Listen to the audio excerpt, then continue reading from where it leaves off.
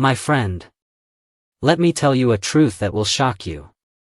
There are millions of people in this world who are not poor. Yet they live their entire lives thinking like beggars. They wake up afraid. They work afraid. They make decisions afraid. And they die afraid. This invisible chain that holds them down is called the fear of poverty. And it is the most common, and most deadly, ghost that walks among human beings. Poverty itself is not the real enemy. The real enemy is the fear of poverty. Because once a man is afraid of being poor, he begins to think poor. And when he thinks poor, he begins to act poor. And when he acts poor, he becomes poor. Even if money is sitting right in front of him. Look around you. Millions of people stay in jobs they hate. They stay in relationships that drain them. They stay in lives that suffocate them. Why? Not because they lack ability. Not because they lack opportunity. But because they are terrified of losing what little they have. They say, what if I fail? What if I lose money? What if I end up broke? So they choose safe suffering over risky freedom. And that is how fear quietly robs people of their destiny. A man who fears poverty will never take bold steps. A woman who fears poverty will never trust her dreams. They will always choose security over growth. But let me tell you something clearly. There has never been a great fortune built by someone who played safe. Every human being is born with a mind capable of producing wealth. Your imagination, your ideas, your talent. These are the true sources of riches. But fear of poverty blocks the flow of these riches. Why? Because fear forces the mind into survival mode. When you are afraid, you don't think about possibilities. You think about protection. You don't think about creating. You think about defending. You don't think about growing. You think about not losing. And in that state, your greatest power, your imagination, becomes silent. The world's richest people did not become rich by being careful. They became rich by being bold thinkers. But bold thinking is impossible when fear of poverty controls the mind.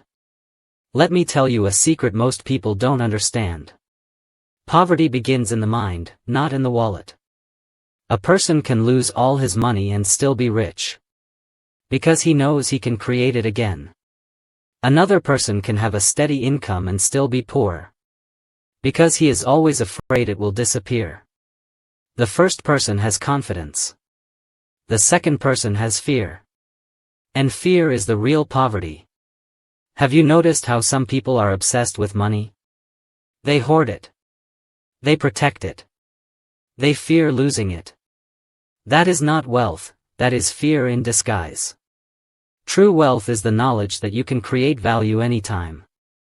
But fear of poverty makes people cling to money instead of using it wisely. It makes them afraid to invest. Afraid to start. Afraid to risk. And that fear keeps them stuck. You do not defeat fear with hope. You defeat fear with purpose. When a person has a clear goal, fear becomes small. When you know exactly what you are working toward, poverty no longer scares you, because you see it as temporary. You must train your mind to focus on what you are building. Not on what you might lose. You must replace the habit of fear with the habit of faith in your own ability. Faith is not religion. Faith is the belief that you can succeed even before success appears. A person with faith looks at an empty bank account and says, "This is temporary." A person with fear looks at the same account and says, "My life is over." Which one do you think will rise? The poor say, "I can't afford it." The rich say, "How can I afford it?" The poor say, "It's too risky." The rich say, "What can I learn?" The poor see obstacles. The rich see opportunities. This difference comes from one thing. The rich have conquered the fear of poverty. The poor are controlled by it. Let me leave you with this truth. You were not born to live in survival mode. You were born to create, to grow, to build, to lead. But as long as you are afraid of losing money, you will never gain real wealth. The moment you decide to trust your ability more than your fear, your life will change. Because the fear of poverty dies the moment you realize, I am bigger than any loss. I am stronger than any setback. I can always create again. My friend, if I were asked to name the most destructive fear known to man, I would not hesitate for a moment. It is not the fear of poverty. It is not the fear of death. It is the fear of criticism. This ghost has murdered more dreams, destroyed more talents, and buried more destinies than all other fears combined. And the tragedy is this: most people don't even realize they are being controlled by it. Let me ask you something. How many times have you stopped yourself from speaking the truth because you were afraid of what others might say? How many times have you hidden your ideas because you feared laughter, judgment, or rejection? How many times have you chosen silence when your soul wanted to speak? That, my friend, is the fear of criticism at work. It is the fear of being seen, the fear of being misunderstood, the fear of standing alone. And because of it, people live lives designed by other people's opinions. From childhood, we are trained to obey approval. Don't do that, people will laugh. What will others think? Stay in line. Be normal. School teaches conformity. Society rewards obedience. Culture punishes originality. So the child learns a dangerous lesson. It is safer to fit in than to stand out. And that lesson follows him into adulthood like a shadow. Every great achievement begins with initiative. But initiative requires courage. And courage cannot survive where fear of criticism rules. A man with a brilliant idea will abandon it because someone might call him foolish. A woman with extraordinary talent will hide it because she fears judgment. They don't fail because they are incapable. They fail because they are too aware of other people's opinions. Let me make this clear. The world does not reward potential. It rewards expression. And fear of criticism silences expression. Here is a truth that will free you. Critics are almost never creators. They sit on the sidelines. They observe. They judge. But they do not build. Every person who has ever achieved greatness was criticized before they were celebrated. Ridiculed before they were respected.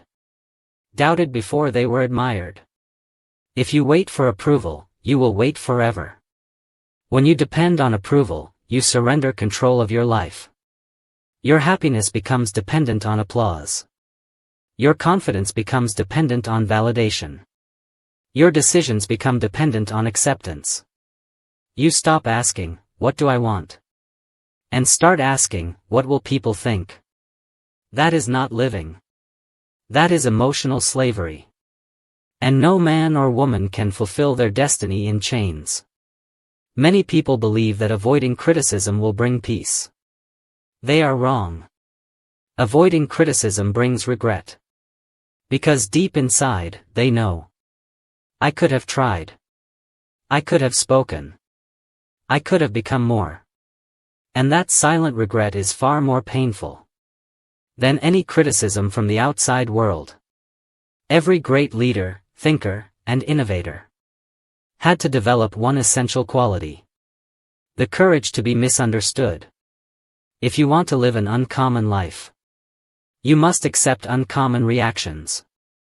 You cannot rise above the crowd and expect the crowd to applaud immediately. The crowd fears what it does not understand. You do not conquer this fear by fighting people. You conquer it by mastering yourself. Here is the key.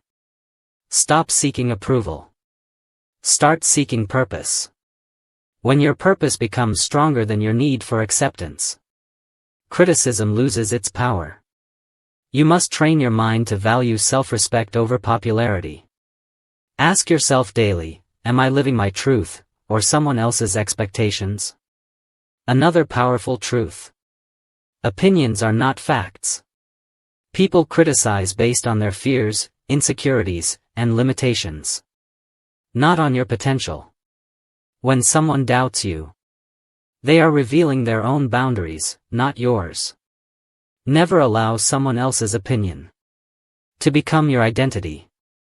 The strongest shield against criticism is self-confidence. Not arrogance.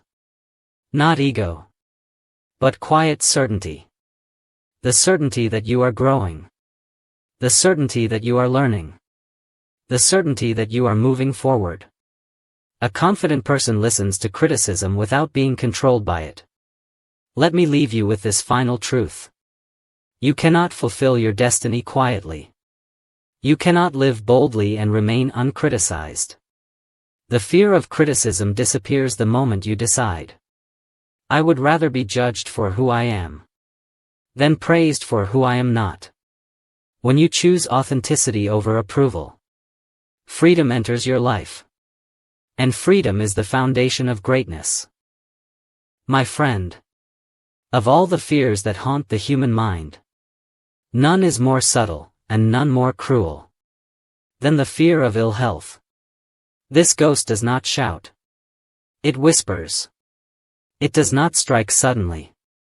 It slowly poisons the mind. And before a person ever becomes physically ill, this fear has already made them mentally weak. Most people do not realize this. The body follows the mind. When you constantly expect sickness, you train your body to move toward it. When you fear disease, you feed it with attention. Fear creates tension. Tension creates stress. Stress weakens the body. And a weakened body invites illness. So many people are not sick. They are afraid of becoming sick. And that fear becomes a self-fulfilling prophecy. There are people who live inside their symptoms. Every ache becomes a disease. Every pain becomes a disaster. They are not controlled by their bodies. They are controlled by their thoughts. And imagination, when mixed with fear, becomes a powerful enemy. The same mind that can create health can also create suffering. Have you ever noticed how some people look tired even when they are not sick? Their eyes are dull. Their posture is weak. Their energy is low. That is not illness. That is fear living inside the nervous system. The fear of ill health drains vitality, because it keeps the mind in a constant state of worry. And worry is one of the greatest enemies of life force. Medicine can heal the body. But fear, if left untreated, will recreate the disease. That is why some people never fully recover. They may be cured physically, but mentally they remain ill. They keep waiting for sickness to return. And whatever you expect strongly enough, you eventually invite. Let me tell you a truth few people understand. Health is not just physical. It is mental and emotional.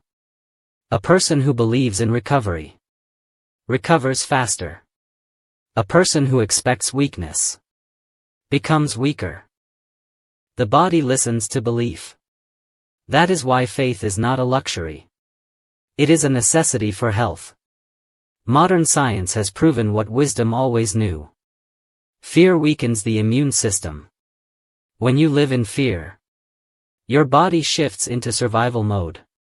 It stops repairing. It stops healing. It stops protecting. Because it is busy fighting imaginary threats. Most illness begins with worry.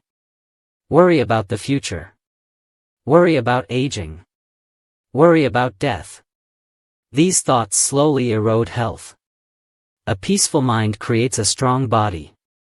An anxious mind creates a fragile one. You do not conquer this fear by avoiding sickness. You conquer it by strengthening faith. Faith in your body. Faith in your ability to heal. Faith in life itself. You must replace worry with trust. Trust that your body is intelligent. Trust that it knows how to restore itself. Trust that you are not as fragile as fear tells you. Every thought you think is either nourishing your body or weakening it. Fear is poison. Faith is medicine. Choose wisely. Do not think of yourself as sick. Think of yourself as healing. Do not identify with weakness. Identify with strength. Your body will follow your identity. Here is the final truth. Life is not against you. Your body is not your enemy. You were designed to live, not to decay. But fear convinces you that you are fragile. When you release fear, vitality returns. When you release worry, energy flows. And when you release doubt, health becomes natural. My friend, there is a fear more painful than poverty, more disturbing than sickness, and more controlling than criticism. It is the fear of losing love. This ghost does not live in the outside world. It lives deep inside the human heart. And because of it, millions of people do not love freely. They love fearfully. When love is mixed with fear, it stops being love. It becomes attachment. It becomes dependency. It becomes control. A person who fears losing love does not give love. They try to hold it. They become jealous. They become suspicious. They become insecure. Not because they love too much, but because they fear too much. People stay in unhappy relationships because they are afraid to be alone. They tolerate disrespect. They accept neglect. They endure emotional pain. Not because they are weak, but because they fear abandonment. And so they trade dignity for security. True love requires freedom. But fear creates masks. People pretend to be someone else. To keep someone else. They hide their truth. They suppress their feelings. They betray themselves. All in the name of not being left. But love built on fear can never be peaceful. The more you try to hold someone, the more they feel trapped. The more you fear losing them, the more likely you are to push them away. Because love breathes in freedom, not in fear. Here is the truth. You do not fear losing love. When you love yourself, people who fear abandonment do not lack love. They lack self-worth. When you know your own value, you do not beg for affection. You choose it. Emotional dependence says, I am nothing without you. Emotional independence says, I choose you, but I don't need you to exist. The first creates suffering. The second creates harmony. No human being was meant to be your whole world. Two whole people create a beautiful relationship. Two broken people create attachment. You conquer it by building self-respect. When you respect yourself, you do not tolerate what hurts you. When you value yourself, you attract healthy love. And when you trust yourself, you are no longer afraid of being alone. The strongest love is the love that can survive without chains. The love that says, I am with you because I want to be, not because I am afraid to leave. Let me leave you with this truth. People may come. People may go. But your value remains. When you release the fear of losing love, you finally become capable of receiving real love. My friend, thank you for giving me your attention, your time, and your open mind. Remember, the moment you recognize fear, you have already begun to conquer it. Your destiny is not controlled by ghosts, it is controlled by the courage in your heart.